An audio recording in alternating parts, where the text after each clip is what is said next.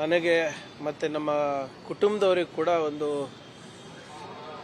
ಭಾಳ ಒಂದು ದೊಡ್ಡ ಹಿನ್ನಡೆ ಅಂತ ಹೇಳಬೇಕಾಗುತ್ತೆ. ಅವರ ಒಡನಾಟ ನಮ್ಮ ಕುಟುಂಬದ ಜೊತೆ ಒಂದು 8-10 ವರ್ಷದಲ್ಲ, 50-60 ವರ್ಷದಿಂದ ಇದೆ. ಇವತ್ತು ನನಗಂತೂ ಒಬ್ಬ ನಮ್ಮ ಕುಟುಂಬದ ಹಿರಿಯ ಸದಸ್ಯರು ಅಗಲಿದ್ದಾರೆ, ಅಷ್ಟೇ ನೋವು ಇವತ್ತು ನಮಗಾಗ್ತಾ ಇದೆ. ನನಗೆ ಅವರಿಗೆ ವಯಸ್ಸಿನಲ್ಲಿ 30-40 ವರ್ಷ ವ್ಯತ್ಯಾಸ ಇದ್ದರೂ ಕೂಡ ಯಾವತ್ತೂ ಕೂಡ ನನಗೆ ಅವರು ಚಿಕ್ಕವನು ಅಂತ ಭಾವಿಸಿಲ್ಲ. ಯಾವಾಗಲೂ ಕೂಡ ನಮಗೆ ಪ್ರೋತ್ಸಾಹ ನೀಡಿದಂಥ ವ್ಯಕ್ತಿ ಅವರು. ನಾನು ರಾಜಕೀಯಕ್ಕೆ ಮೊದಲನೇ ಬಾರಿ ಪ್ರವೇಶ ಆದಾಗ ಕೂಡ ನಾನು ಸ್ಟೂಡೆಂಟ್ಸ್ ಯೂನಿಯನ್ ಆಫ್ ಇಂಡಿಯಾನಲ್ಲಿ ಜನರಲ್ ಸೆಕ್ರೆಟರಿ ಆದಾಗ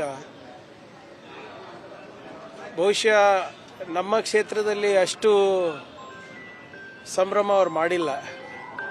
ಆದರೆ ಸುರ್ಪುರಿಗೆ ಹೋದಾಗ ಅವರು ನಮಗೆ ನೀಡಿದಂಥ ಗೌರವ, ನಾನೇನೋ ಭಾಳ ದೊಡ್ಡ ಲೀಡ್ರ್ ಇದ್ದಂಗೆ ನನಗೆ ಮೆರವಣಿಗೆನಲ್ಲಿ ಕರ್ಕೊಂಡು ಹೋಗಿದ್ದು ನನಗೆ ಇನ್ನೂ ನೆನಪಿದೆ. ಇದು ಆಲ್ಮೋಸ್ಟ್ 20-25 ವರ್ಷದ ಹಿಂದಿನ ಮಾತು.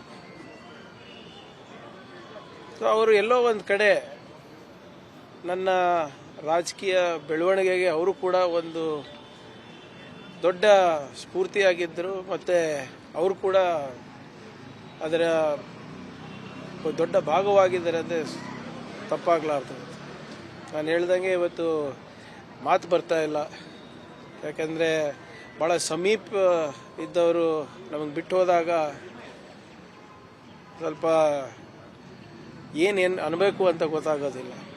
ಆದರೆ ಇದು ಬರೇ ಪಕ್ಷಕ್ಕಲ್ಲ, ನಮ್ಮ ಭಾಗದ ಜನರಿಗೆ ಮತ್ತು ಜನಾಂಗಕ್ಕೆ ಕೂಡ ಒಂದು ದೊಡ್ಡ ಆಸ್ತಿ ಕಳ್ಕೊಂಡಂಗಾಗಿದೆ. ಇವತ್ತು ಈ ಕಷ್ಟದ ಸಂದರ್ಭದಲ್ಲಿ ಅವರ ಕುಟುಂಬಕ್ಕೆ ಹೆಚ್ಚು ಶಕ್ತಿ ಸಿಗಲಿ, ಮತ್ತು ವಿಶೇಷವಾಗಿ ಅವರ ಇಡೀ ಕುಟುಂಬ ಭಾಳ ದೊಡ್ಡ ಕುಟುಂಬ. ಅವರು ಯಾವಾಗಲೂ ಕೂಡ ಜನರ ಮಧ್ಯದಲ್ಲಿ ಹೆಸರು ರಾಜ ವೆಂಕಟಪ್ಪ ನಾಯಕ್ ಆದರೂ ಕೂಡ ಒಂದು ರಾಜರ ಮನೆತನದಿಂದ ಬಂದರೂ ಕೂಡ ಶ್ರೀಸಾಮಾನ್ಯ ಜನರ ಜೊತೆ ಬೆರೆತುಕೊಂಡಿರುವಂಥ ಕುಟುಂಬ ಇದು. ಅವರು ಯಾವಾಗಲೂ ಕೂಡ ಜನರ ಒಳ್ಳೆಯದಕ್ಕಾಗಿ, ಸುರ್ಪುರ್ ಜನರ, ಯಾದಗಿರಿ ಜನರ ಏಳಿಗೆಗಾಗಿ, ಸಮಾಜದ ಏಳಿಗೆಗಾಗಿ ಯಾವಾಗಲೂ ಕೂಡ ಪರಿಶ್ರಮ ಮಾಡಿದಂಥ ಕುಟುಂಬ.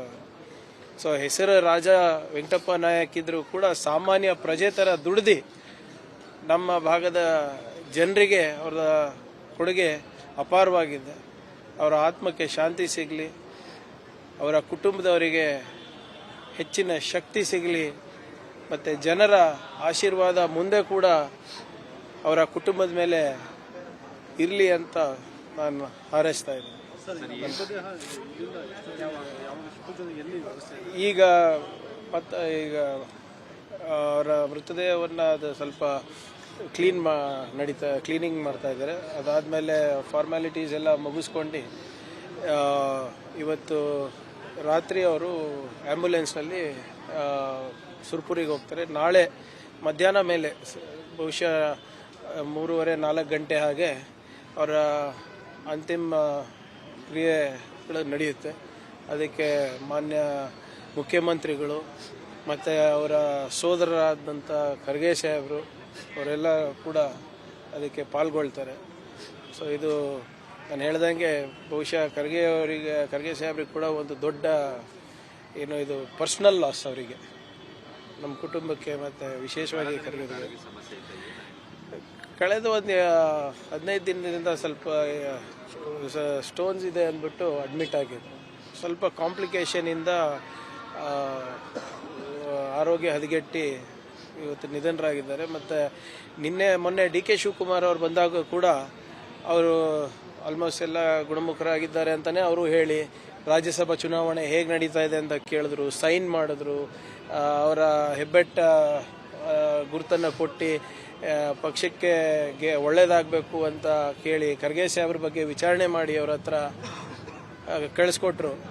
ನಿನ್ನೆ ಮಾನ್ಯ ಮುಖ್ಯಮಂತ್ರಿಗಳು ಕೂಡ ಅವರ ಆರೋಗ್ಯ ವಿಚಾರಣೆ ಮಾಡಲಿಕ್ಕೆ ಬಂದಾಗ ಸ್ವಲ್ಪ ಆರೋಗ್ಯದಲ್ಲಿ ಏರ್ಪೇರಾಗಿ ಕಾನ್ಷಿಯಸ್ ತಪ್ಪಿತು ಅಂತ ಇಲ್ಲಿ ಹೇಳ್ತಾ ಇದ್ರು. ಸೊ ಅದಾದಮೇಲಿಂದ ಸ್ವಲ್ಪ ಇವತ್ತೇನೋ ಕಾರ್ಡಿಯಾಕ್ ಅರೆಸ್ಟ್ ಆದಂಗೆ ಆಗಿ ಇವತ್ತು ಅವರು ನಮ್ಮನ್ನು ಅಗಲಿ ಹೋಗಿದ್ದಾರೆ. ಸೊ ಇದು ಒಟ್ಟಾರೆ ನಮ್ಮ ರಾಜ್ಯಕ್ಕೂ ಕೂಡ ಒಂದು ದೊಡ್ಡ ನಷ್ಟ ಅಂತ ನಾನು ಹೇಳಿಕ್ಕೆ ಬಯಸ್ತೇನೆ. ನಾಳೆಗೆ ದರ್ಶನಕ್ಕೆ ವ್ಯವಸ್ಥೆ ಅಲ್ಲಿ ಆಗಲೇ ಮಾನ್ಯ ಮುಖ್ಯಮಂತ್ರಿಗಳಾಗಿರ್ಬೋದು, ನಾನಾಗಿರ್ಬೋದು, DC ಅವರಿಗೆ ಮತ್ತು SP ಅವರಿಗೆ ಮಾತನಾಡಿ ಏನು ಸ್ಟೇಟ್ ಆನರ್ಸನ್ನು ಕೊಡಬೇಕು ಅದನ್ನು ನಾವು ನೀಡ್ತೀವಿ. ಅದರ ಜೊತೆಯಾಗಿ ಸಾರ್ವಜನಿಕರಿಗೆ ಕೂಡ ಅವರು ಸಾಕಷ್ಟು ಲಕ್ಷಾಂತರ ಅಭಿಮಾನಿಗಳಿದ್ದಾರೆ, ಅವರಿಗೆಲ್ಲರಿಗೂ ಕೂಡ ಒಂದು ಅಂತಿಮ ದರ್ಶನಕ್ಕೆ ಅನಾನುಕೂಲ ಆಗಲಾರ್ದಂಗೆ ವ್ಯವಸ್ಥೆಗಳನ್ನು ಮಾಡಲಿಕ್ಕಾಗಲೇ ಸೂಚಿಸಿದ್ದೇವೆ. ಅವರು ಕೂಡ ಇವತ್ತು ಸ್ಪಾಟಿಗೆ ಹೋಗಿ ಅಲ್ಲಿ ಅವರ ಕುಟುಂಬದ ಅವ್ರ ಜೊತೆ ಮಾತನಾಡಿ ಏನೇನು ವ್ಯವಸ್ಥೆ ಆಗಬೇಕು, ಹೇಗೆ ಮಾಡಬೇಕು ಅಂತೆಲ್ಲ ಮಾಡಿ ನಾಳೆ ಬೆಳಿಗ್ಗೆ ಅಷ್ಟರಲ್ಲಿ ಎಲ್ಲನೂ ಸಜ್ಜುಗೊಳಿಸ್ತೇವೆ ನಾವು ಸರ್ಕಾರ ವತಿಯಿಂದ.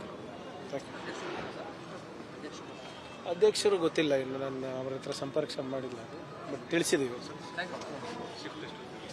ಈಗ ಇಲ್ಲ, ಒಂದು 2 hours ಆಗ್ಬೋದು.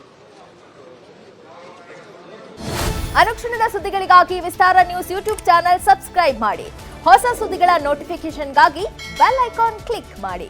ಲೇಟೆಸ್ಟ್ ಅಪ್ಡೇಟ್ಸ್ಗಾಗಿ www.vistaranews.com ವೆಬ್ಸೈಟ್ಗೆ ವಿಸಿಟ್ ಮಾಡಿ. ಅಂಗೈಯಲ್ಲೇ ಜಗತ್ತಿನ ಸುದ್ದಿ ತಿಳಿಯಲು ವಿಸ್ತಾರ ನ್ಯೂಸ್ ಕನ್ನಡ ಆಪ್ ಡೌನ್ಲೋಡ್ ಮಾಡಿ.